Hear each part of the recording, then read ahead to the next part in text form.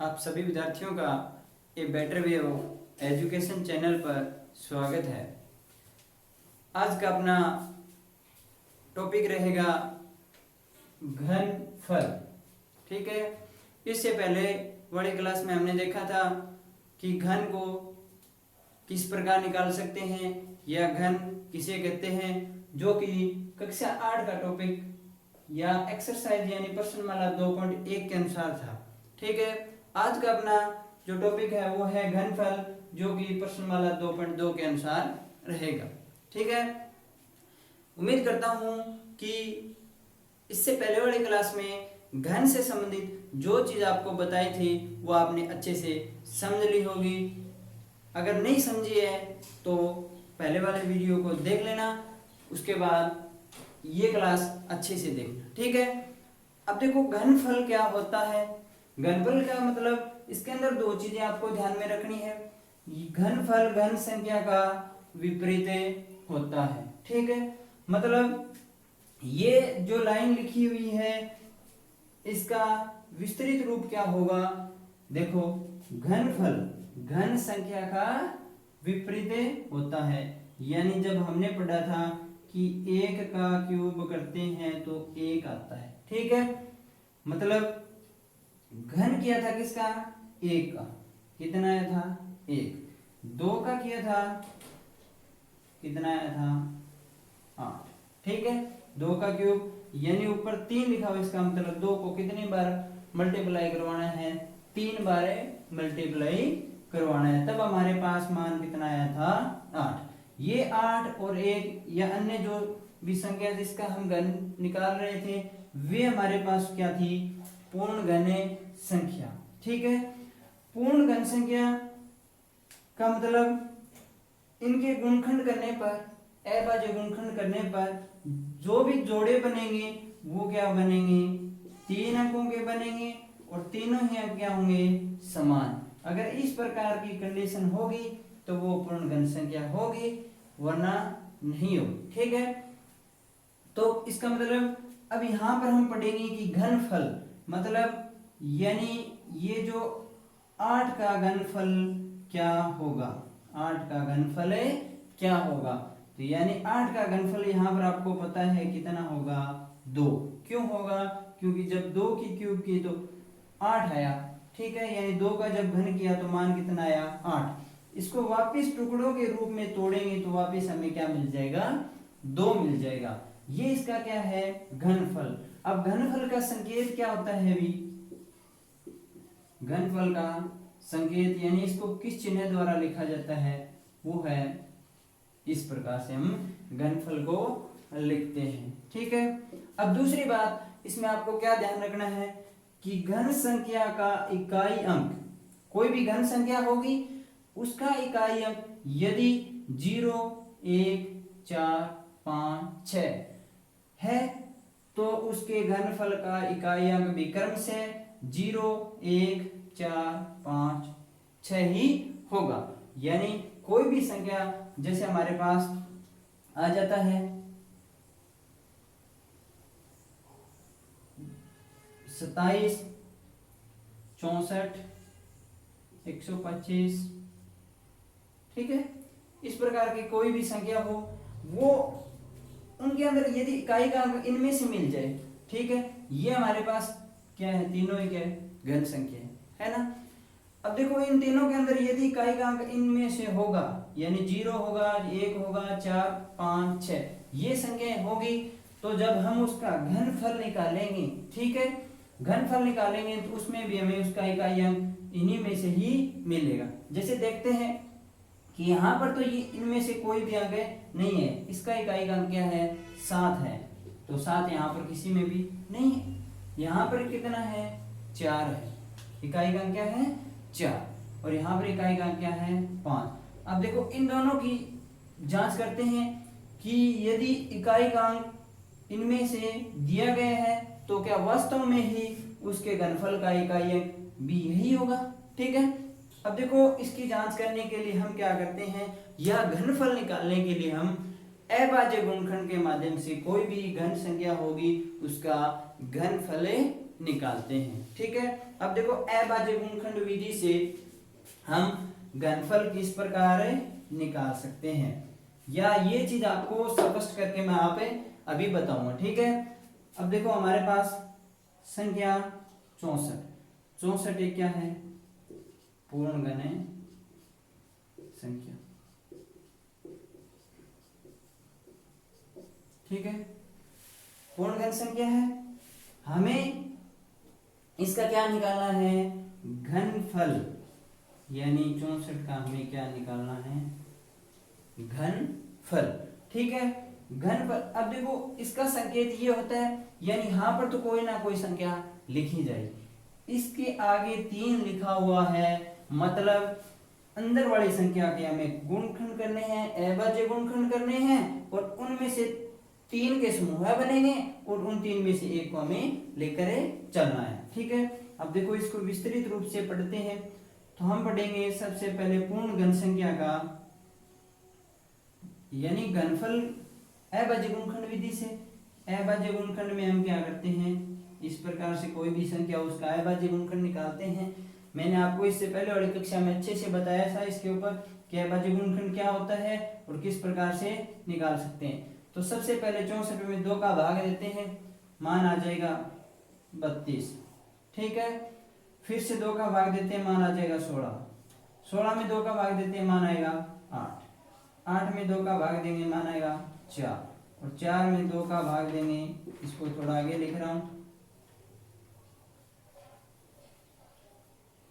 हमारे पास मान आ गया 8। अब देखो 8 में 2 का भाग देंगे, मान आएगा 4, और 4 में 2 का भाग देंगे, मान आएगा 2, और 2 में 2 का भाग देंगे, मान आएगा 1। अब देखो जब हमने 64 के अभाज्य गुणनखंड किए तो हमारे पास गुणा के रूप में कौन कौन सी संख्या मिली, यानी 2 यहाँ पर कितनी बार आया है, 6 बार, 1 2 3 4 5 6। ठीक है, 2 2 4 और 6। ठीक है, अभी मैंने आपको बताया था कि अगर संख्या कोई भी अंदर लिखी हो और ये इसका घनफल का संकेत होता है, इसके आगे 3 लिखा हुआ, मतलब यहाँ पर जोड़े बनेंगे, वो 3 3 के बनेंगे, और तीनों ही जो बनेंगे वो अंक होंगे, वो क्या होंगे, समान। 3 समान अंकों के क्या बनेंगे, जोड़े। ठीक है, 3 3 के हमने जोड़े बना दिए और कोई संख्या शेष नहीं रही। अब देखो इसमें से 1 2 लेकर चलना है, गुणा का गुणा आ गया, और आगे वाले में भी हमें 1 2 लेकर चलना है, तो 2 गुणा 2 मान क्या आ जाएगा, 4। यानी 64 का जो घनफल होगा वो क्या होगा, 4 होगा। 64 का घनफल क्या होगा, 4 होगा। अब देखो जो चीज मैंने आपको बताया था कि यदि किसी घन संख्या का इकाई अंक 0 1 4 5 6 है तो उसके घनफल का इकाई अंक भी 0 1 4 5 6 ही होगा। यहाँ पर 64 था, 64 में इकाई अंक 4 था, उसका घनफल निकाला तो उसके अंदर भी क्या है, 4 हमें मिला। ठीक है, इसी तरीके से हम 125 का भी अभाज्य गुणनखंड निकाल सकते हैं, और उसके अंदर जो गुणा के रूप में बनेंगे उनके 3 3 के समूह बनाएंगे, तो वापिस से हमारे पास यहाँ पर 2 की जगह क्या आ जाएगा, वहां पर 5 गुणा 5। ठीक है, यानी 2 के जोड़े बनेंगे, वहां पर हमें 5 मिलेगा।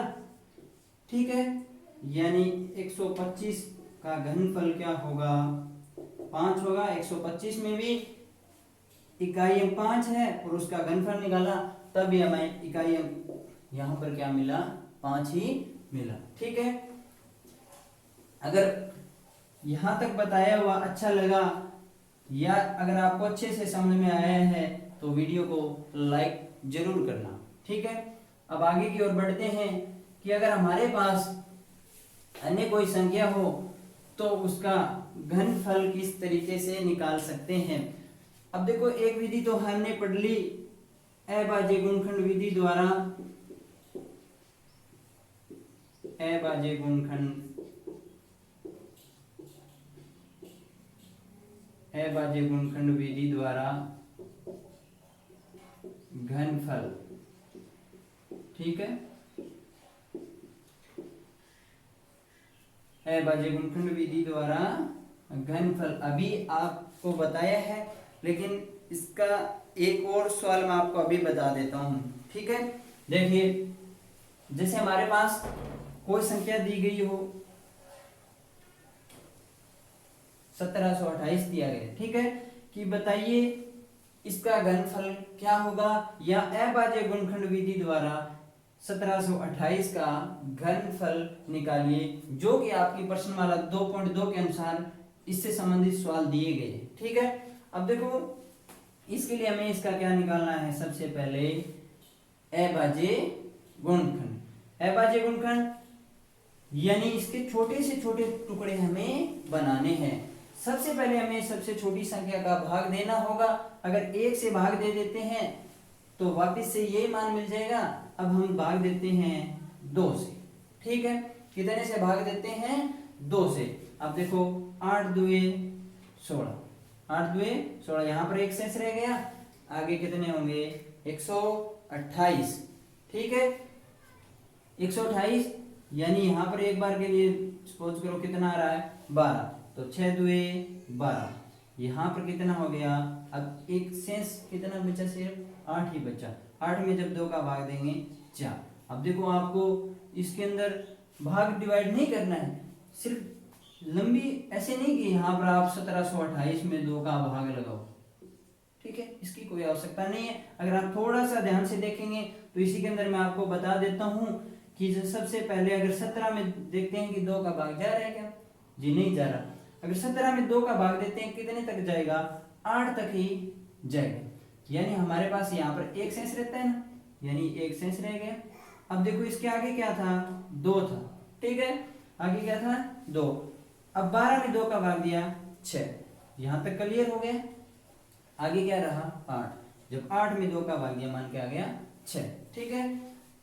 इस तरीके से आप समय की भी बचत कर सकते हैं और आसानी से कोई भी कितनी बड़ी संख्या क्यों ना हो उसका गुणनखंड निकाल सकते हैं। अब देखो फिर से 2 का भाग जाएगा, अब देखो आसानी से जा रहा है, 8 में 2 का भाग दिया 4, 6 में 2 का भाग दिया 3, और 4 में जब 2 का भाग देते हैं तो मान आ जाएगा 2, ठीक है। अब देखो फिर से 2 का भाग जा रहा है, आसानी से जा रहा है कि 4 में 2 का भाग दिया 2, और जब 32 में 2 का भाग दिया 16, ठीक है। अब देखो कि आपको यहाँ पर पता करना है कि 2 का भाग जा रहा है या नहीं जा रहा। जी हाँ, इकाई अंक देखते हैं तो इसमें तो जा रहा है और यहाँ पर भी जा रहा है, तो क्या करेंगे कि 2 में से फिर से विभाजित करेंगे। 2 में 2 का भाग दिया मान 1, और 16 में जब 2 का भाग दिया, यानी यहाँ पर 21 है, ठीक है। 21 में जब 2 का भाग देते हैं, जी नहीं जा रहा, ठीक है। तो हम कितने तक भाग दें, 10 तक जब भाग देते हैं, 10 दुए 20, यहाँ पर एक शेष रह गया और आगे कितना है 16, यानी एक शेष ये रह गया, आगे 6, तो बन गया 16। 16 में जब 2 का भाग दें मान आ जाएगा 8। फिर से 2 का भाग जा रहा है, 10 में 2 का भाग दिया 5, और 8 में 2 का भाग दिया 4, ठीक है। फिर से 2 का भाग दिया मान आ गया 27। अब देखो इसमें 2 का भाग नहीं जा रहा, क्योंकि यहाँ पर तो जा रहा है लेकिन इकाई अंक 7 है, 7 में 2 का भाग नहीं जाता। तो अब हम आगे करेंगे,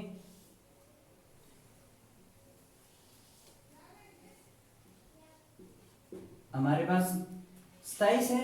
अब देखो 27 में 2 का तो नहीं जाएगा, उसके बाद 3 लेके आते हैं, क्या 3 से विभाजित हो जाएगा 27, आसानी से हो जाएगा, यानी 9 तिये 27। अब देखो 9 में फिर से 3 का भाग जाएगा, 3 तिये 9, 9 में 3 का भाग दिया 3, यहाँ पर 3 आ गया, 3 में सिर्फ 3 का ही भाग जाएगा।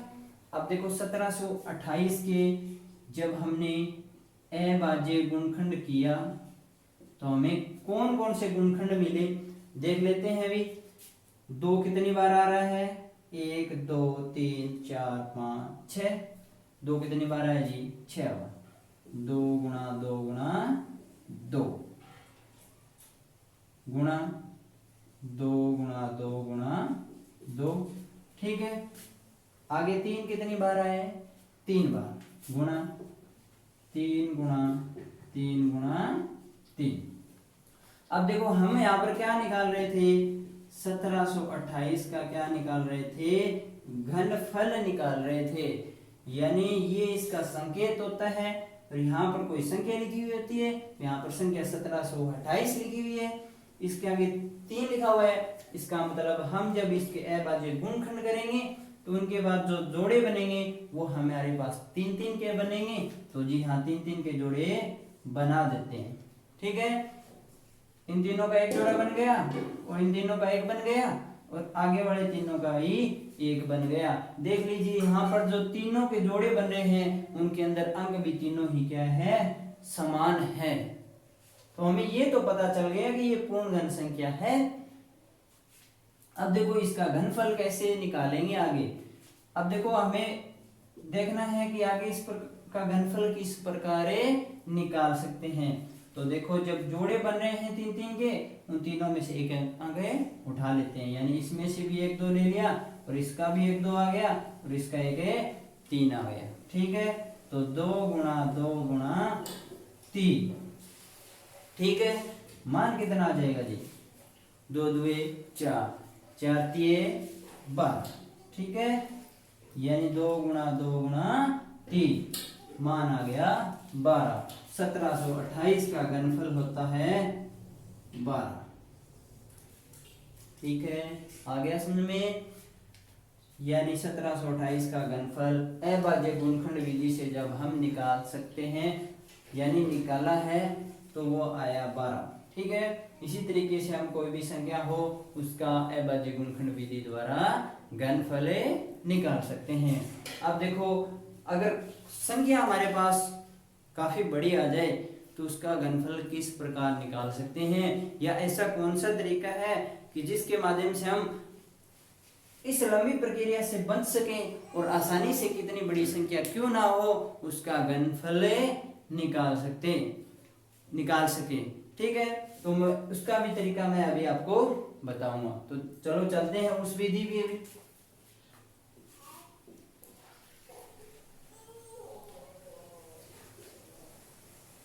यानी ऐसी कौन सी विधि है जिसके माध्यम से हम अभाज्य गुणनखंड भी नहीं निकालना पड़े और अपना घनफल भी आसानी से निकल जाए।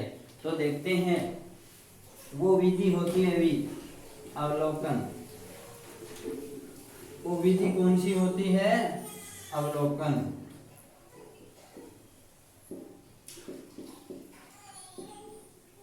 अवलोकन विधि द्वारा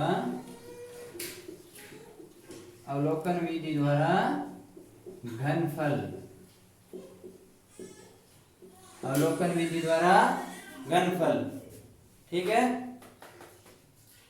देखते हैं कि अवलोकन विधि में ऐसा क्या बताया गया है जिसके माध्यम से हम कोई भी संख्या हो उसका घनफल निकाल सकते हैं। जैसे हमारे पास आ जाए कोई बड़ी संख्या। अब देखो यहाँ पर देखते हैं तो ये संख्या काफी लंबी है, यानी 1,75,616। जब हम इसका अभाज्य गुणनखंड निकालें तो इसमें हमें ज्यादा समय लगेगा। तो समय की बचत सबसे बड़ी बचत। ठीक है, इसके लिए हम क्या करते हैं, हम यहाँ पर निकाल रहे हैं जी घनफल। क्या निकाल रहे हैं, घनफल। यानी ये 3 अपने आप में बहुत कुछ स्पष्ट कर रहा है। यहाँ पर 3-3 के जोड़े बना रहा है, तीनों में से एक संख्या लेके चल रहे हैं। ठीक है, तो यहाँ पर हमें भी क्या करना पड़ेगा, दाईं ओर से 3-3 का क्या बनाना पड़ेगा, समूह बनाना पड़ेगा। यानी एक समूह तो बन गया 616 और दूसरा बन गया 175। ठीक है, ध्यान रखना जब समूह बनाओगे तो कितने अंकों के एक साथ बनाओगे, 3 अंकों, और शुरुआत करनी है आपको दाईं ओर से। ठीक है, तो दाईं ओर से हमने 3 अंकों के, तो 6 1 6 3 अंक हो गए, यानी एक जोड़ा ये बन गया। ठीक है, दूसरा इन 3 अंकों को छोड़ने के बाद जो आगे वाले 3 अंक रहे उनका भी एक जोड़ा बन गया। ठीक है, ये थी स्टेप, यानी पहला चरण था इसका।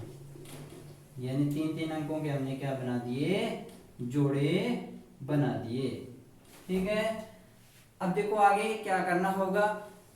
कि जो इकाई अंक का जोड़ा बन रहा है, यहाँ पर जो पहला जोड़ा ये जोड़ा है वो अपना पहला है, ये इसका क्या है दूसरा। ठीक है, अब यहाँ पर जो भी पहला जोड़ा बनेगा उसका इकाई अंक होगा वही घनफल का इकाई अंक होगा, क्योंकि मैंने अभी आपको थोड़ी देर पहले बताया था यदि किसी संख्या का घन संख्या का इकाई अंक 0, 1, 4, 5, 6 हो तो उसका घनफल भी यही रहेगा। ये घन संख्या के अंदर अगर दिया गया हो तो उसका घनफल होगा, उसका इकाई अंक भी यही रहेंगे। तो यहाँ पर देख लेना ध्यान से कि यहाँ पर इकाई अंक 6 आया है, मतलब इसके घनफल का इकाई अंक तो क्या आएगा 6, इसके घनफल का इकाई अंक क्या आएगा 6। आधे से ज्यादा सवाल हमने हल कर लिए और मात्र ज्यादा समय भी नहीं हुआ है, यानी इकाई अंक हमने निकाल लिए। अब सिर्फ और सिर्फ एक दहाई अंक और निकालना है, तब हमें पता चल जाएगा कि ये किस संख्या का घन होता है या इसका घनफल क्या होगा। अब देखते हैं हमारे पास आगे 175 है। अब देखो इसको थोड़ा सा ध्यान में रखना, इस 2 नंबर स्टेप होगी उसके अंदर आपको किन चरणों से गुजरना होगा या क्या चीजें ध्यान में रखनी होगी। अब देखो हमारे पास है 175, क्या है जी 175। अब देखो हमें ऐसी दो घन ऐसी संख्या देखनी है जिनका घन क्या हो, या तो 175 हो या इससे क्या हो कम हो। तो देख लेते हैं।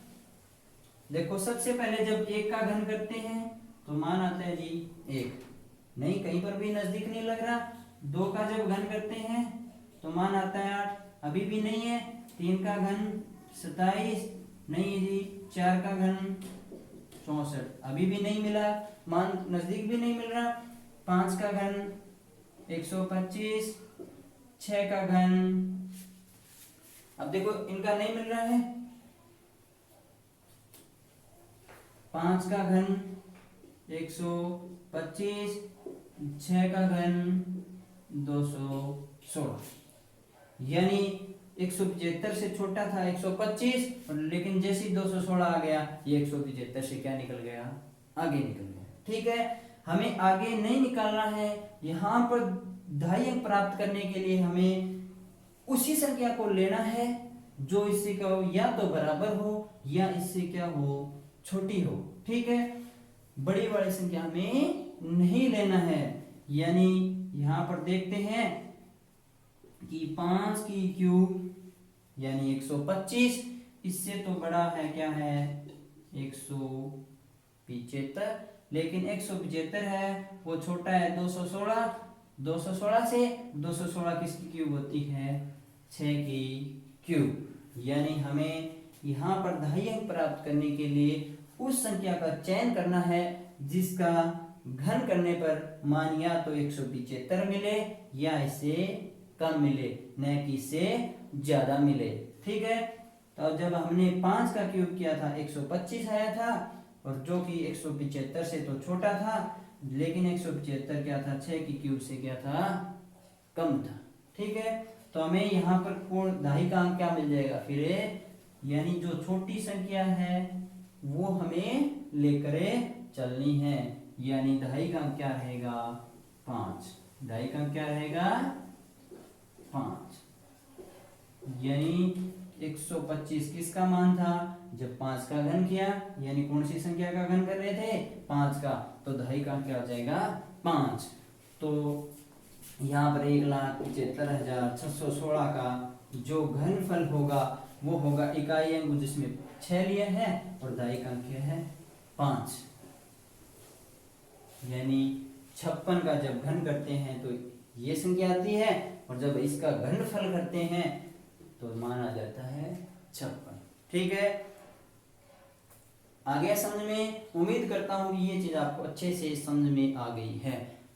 तो दोस्तों विद्यार्थियों, अभी हमने देखा कि अवलोकन विधि द्वारा घनफल किस तरीके से निकाल सकते हैं, और इससे 2-4 मिनट पहले हमने देखा था कि अभाज्य गुणनखंड विधि द्वारा घनफल किस तरीके से निकाल सकते हैं।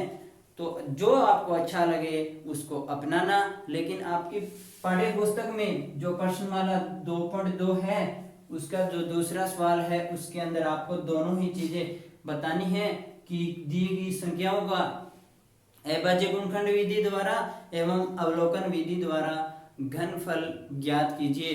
तो आपको ध्यान में रखना है वहां पर सिर्फ ये चीजें कि यदि किसी संख्या का घनफल किसी संख्या का घन संख्या का इकाई अंक 0 1 4 5 6 में मिल रहा है तो आप आसानी से निकाल सकते हैं। यहाँ पर अगर संख्या बड़ी आ जाए तो अवलोकन विधि से निकाल देना। अगर जैसे संख्या आ जाए 64 125 तो आप इसका आसानी से क्या निकाल सकते हैं, अभाज्य गुणनखंड। ठीक है, उम्मीद करता हूँ अच्छे से समझ में आया है। तो आज के लिए है इतना ही, इससे आगे पढ़ेंगे इससे आगे आने वाली कक्षा में। ठीक है, ज़्यादा से ज़्यादा इस वीडियो को अपने सहपाठी विद्यार्थियों के साथ शेयर कर देना ताकि उनको भी इस प्रकार की शिक्षा मिल सके, वो भी अपनी पढ़ाई को सुचारू रूप से जारी रख सके। ठीक है, तो इसको ज़्यादा से ज़्यादा शेयर करना और ये बेटर वे ऑफ चैनल को ये better way of education channel को आप सब्सक्राइब कर लेना और अपने दोस्तों से भी कहना कि वो भी इस चैनल को सब्सक्राइब करें ताकि आने वाली नई नई वीडियो आपको देखने को मिल सके, यानी उनकी सूचना आप तक पहुंच सके। ठीक है, धन्यवाद, जय हिंद।